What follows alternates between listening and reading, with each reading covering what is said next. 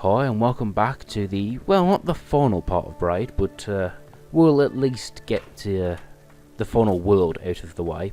Well, the last major level. And this one takes a kind of a night, a romantic feel.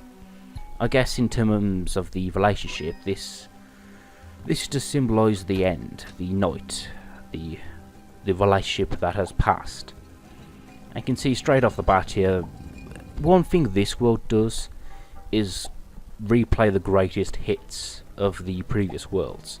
Like you see this here, this there and back themed level was obviously used in one of the previous worlds, and now they're reusing it again. And normally such rehashing would be a disappointment to me, but with the new game mechanic of this world, it does feel different enough, interesting, if you will. And speaking of the gimmick, you can see here it's this special wedding ring, which, by the way, it's a nice tie-in with the story, the whole romance feel. But anyway, like I was saying, the ring, as you see it there, slows down time around it. And, well, I could tell you, but that previous puzzle was a pretty good demonstration.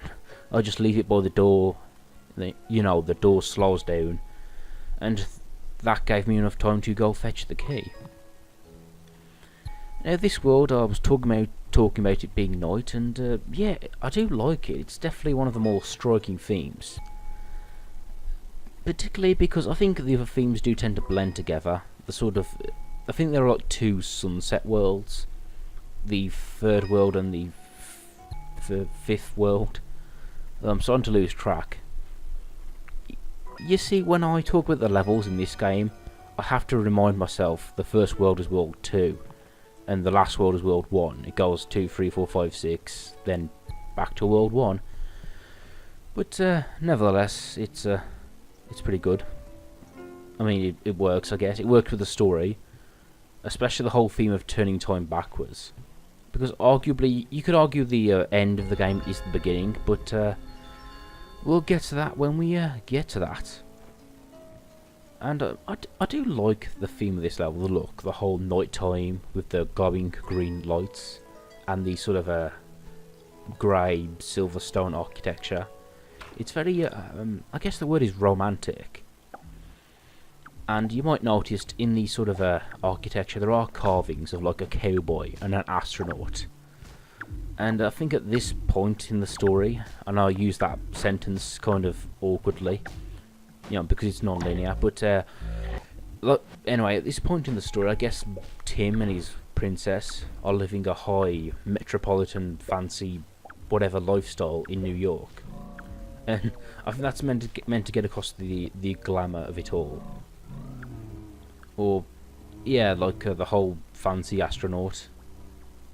If you get what I mean, it's like to represent the sort of modern version of America, the American dream. Although it's not, it's just about a dream, an ideal, rather than it being specifically American. Ooh, boy, I see. You see, there is quite a few articles online trying to decipher the story, but I'm having trouble just deciphering the art style here. But yeah, you can see what I'm desperately trying to do here is trying to get a double jump on these two fellas here. And speaking of which, I've been calling these guys Goombas because they're clearly based off Goombas, but their actual name is Monstar. That's right, Monstar. And that seems like a really lame name to me, just Monstar.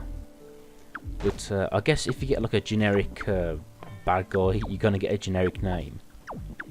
And also those aforementioned rabbit enemies are actually called mimics.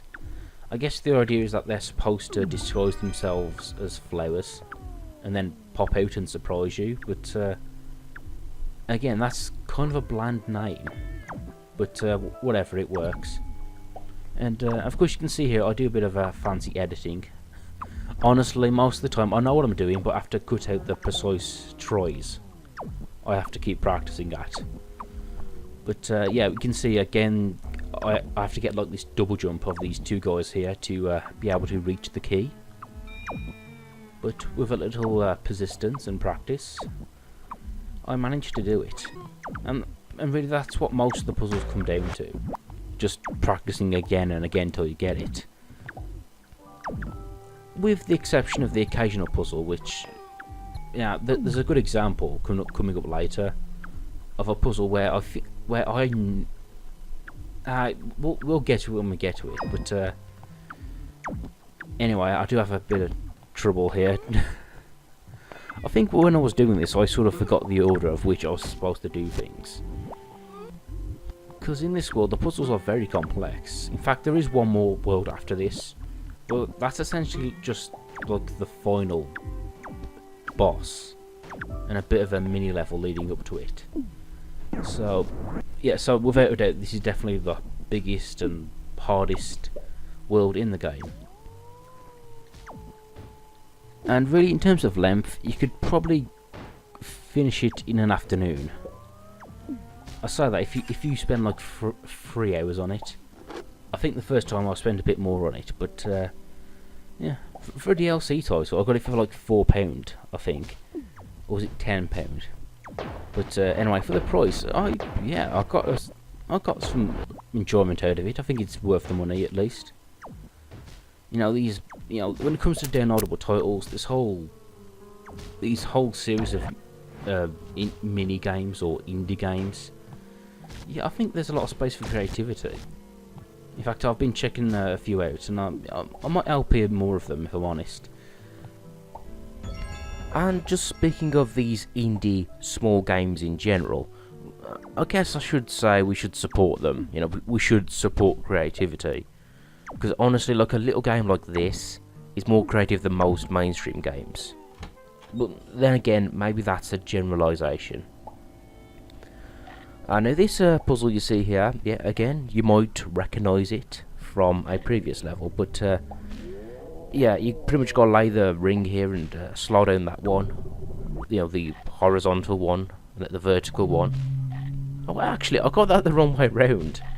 You got to keep the vertical one slow and make sure the horizontal one goes across. Again, it's like a rehash of a previous puzzle, but it feels different enough for me not to mind. And speaking of these, the enemy names once more, the piranha plants, which again I've been calling them, are actually called claws, or the claws. Which, yeah, it's kind of a generic name. But then again, when it comes to this game, I see the creativity was put in the important stuff. And maybe they named the enemies later, who knows.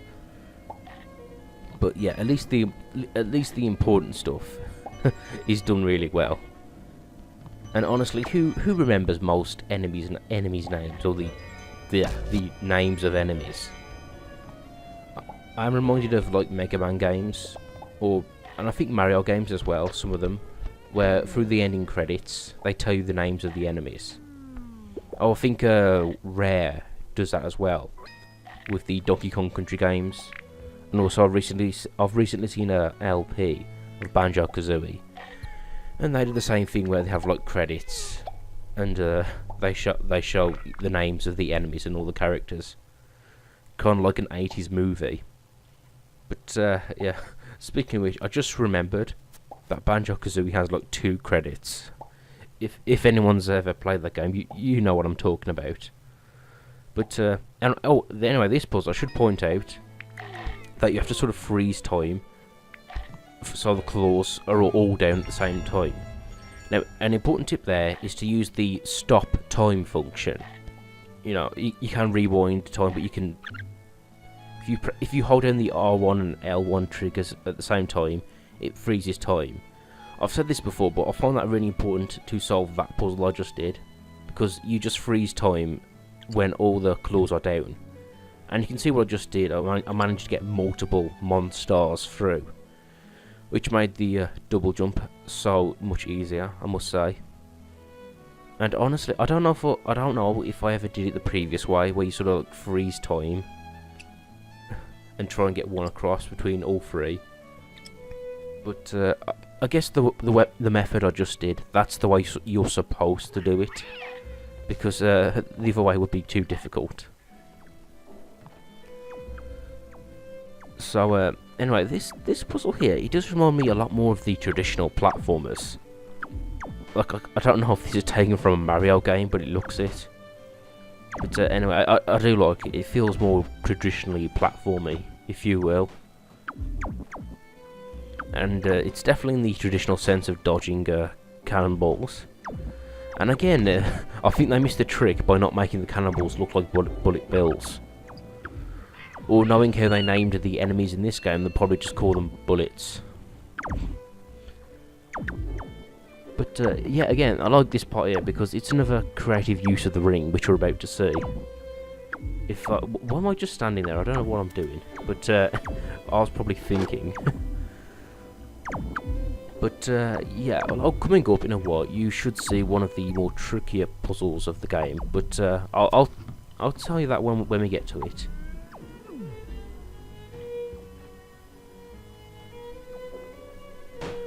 You know, when I look at Tim holding the key like that, again, I am reminded of Mario World, and I'm sure that was obvious.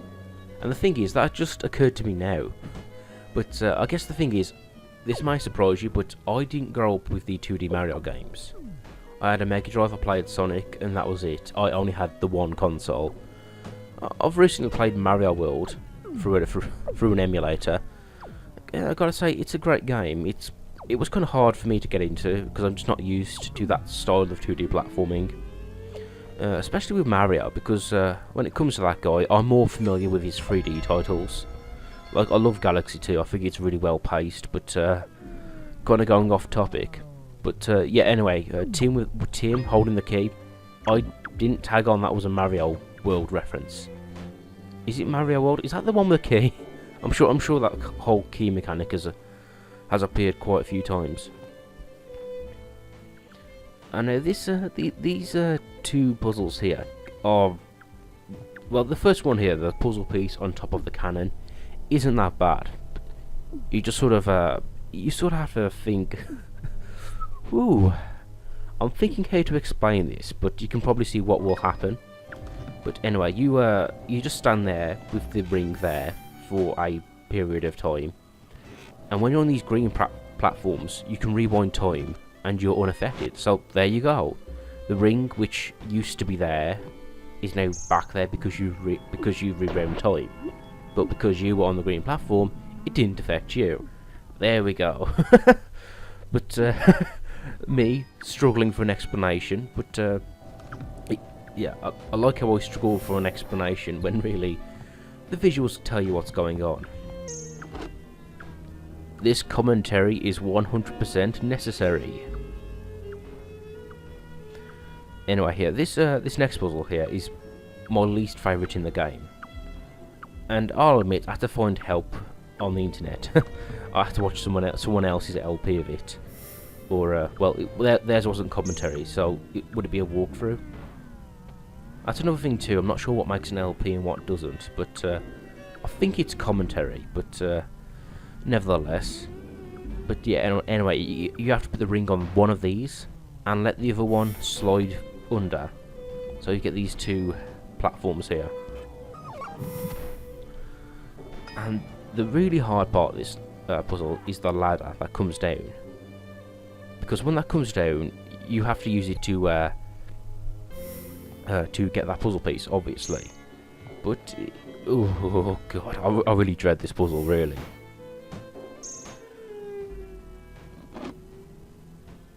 But, yeah, you can see, you know, it's not long enough to actually reach it. And this method here, it's a method I used, but I can't help feeling this felt so awkward to do that this couldn't have been the right method to solve this puzzle. There must have been a different way. And maybe I've sequence broke, or, well, not sequence broke, but I've found another way. But yeah, here comes the really tricky part. I'm sort of rewinding time carefully here. And this is the way I solved it. I climbed up the ladder as it's sort of falling down. Which seems unbelievably awkward. But hey, I managed to do it, hooray! After quite a large number of attempts, I can tell you. But hey, look on the bright side. At least with that one done, That's it. That's the hardest puzzle in the game. Period. So yeah. Now this one, this one's a bit more. This one's quite easy, really. You just have to think laterally, I guess, or logically. You just have to think in a certain order. And again, another good use of the time slowing down ring. And I'm just going to talk about this world for a moment because it's nearly done, and basically I like it. I think it was a good world to end on. I like the fact that it ends on night and this game starts on day. So we've got like a nice transition there.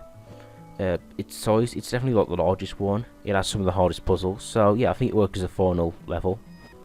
And it is one of the best looking themes in the game. I wouldn't say it was my favourite to play because of some of the more trickier puzzles. Oh joy. Anyway, I do like that little Matrix style jump after catching it in midair, like a boss. Well, it would be like a boss if I got it right first time, but the point is it's done. But not quite done yet. I have to get the key up there. But yeah, this whole game, I guess I shouldn't sum it up now because I've got one more part to do, the final boss, the conclusion. But yeah, I do like this theme. It's a nice level. It's a city. It's very glamorous. I do like the colour scheme of like turquoise glowing objects against silver backgrounds. That looks nice. I just like colours in general, and I do take notice of like cool looking colour schemes. And here comes something very poignant from our Yoshi person. Not even sure if she even existed, but we see her later on. This game, it blows my mind. But seriously, it is one of those games which is fairly ambiguous, just to create a sense of puzzleness, wonderment. But anyway, with that done, please join me again for the next part, and where we'll be finally laying this game to rest.